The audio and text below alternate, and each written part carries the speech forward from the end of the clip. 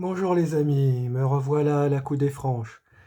Aujourd'hui nous allons parler d'EDRH, entreprise de démolition du rapport à l'humain. EDRH partie 1. Ce matin, alors que je survolais l'étendue de mes victoires passées, je fus saisi par un doute d'une fulgurance inouïe. Aurais-je failli à ma tâche? Me serais-je fourvoyé sur la nature de mes intentions? Loin de moi l'idée d'agiter le drapeau du chevalier sans cœur et sans reproche, mais en 20 ans de service, je n'ai jamais été porté sur les usages domestiques. Tenir la porte à une vieille dame, lui souhaiter une bonne journée, m'arrêter au passage clouté, laisser passer les piétons, respecter la limitation de vitesse, faire attention aux deux roues, n'entre pas dans mes attributions. Le seul lien qui me relie à la communauté est le retour sur investissement. Je vis en freelance, émancipé de toute potentialité empathique. L'attention aux autres m'est étrangère. Tout contact affectif avec le commun des mortels m'est proscrit. Je suis allergique à tout sentimentalisme. Je suis cadre. Cadre dans une entreprise de restructuration, un fonds de pension qui gère le placement des actifs en favorisant les dépôts de bilan. Si votre solde prévisionnel est handicapé par des charges salariales qui menacent la bonne santé de la société, le substrat politico-financier qui alimente ma destinée vous garantit une totale impunité. Sous mon aile, le gain de productivité enregistre une croissance sans égale. Sitôt en ligne de mire, j'ajuste le tir et je presse la détente. Je frappe. Je frappe fort, je frappe juste, je frappe vite. Je frustre en amont et rassure en aval. En règle générale, la superposition d'amas cellulaires qui obéissent à une même logique suffit à rendre la chose mortelle. Je saigne à blanc les globules rouges. Je me situe dans la lignée des grands bâtisseurs. Quand je vais chasser dans les collines du Grand Nord, le thermomètre est si bas qu'il est difficile de l'atteindre sans se geler les doigts. Voir tant de crocodiles nager à l'air libre me donne les crocs. Je suis au service du chaos.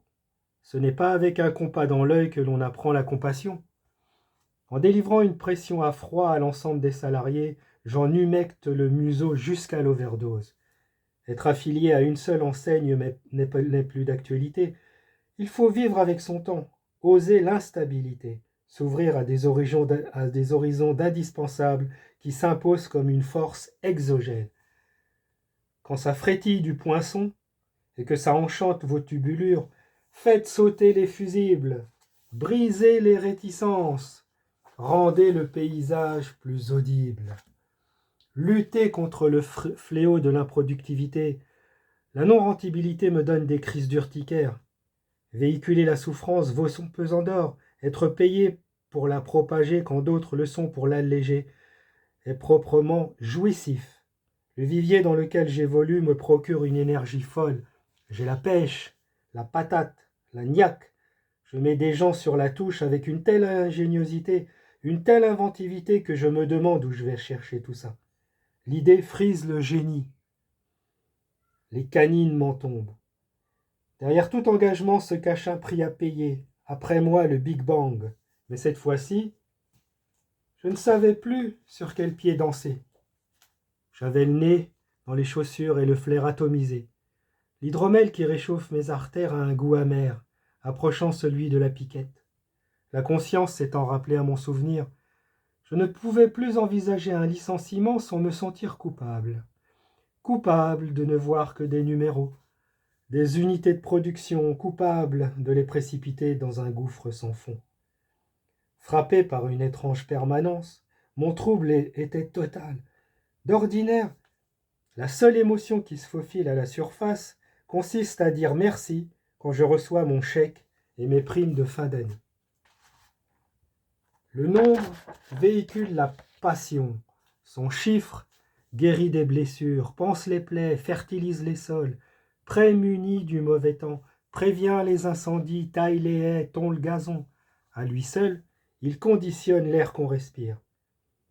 Recueillant l'existence des fidèles en alignant des controns, son alchimie crée des solidarités. Les valeurs de gratuité, de don et de partage participent au ronronnement de la caisse enregistreuse. Par perte et profit, on mêle sa substance à l'essence du monde en côtoyant les étoiles.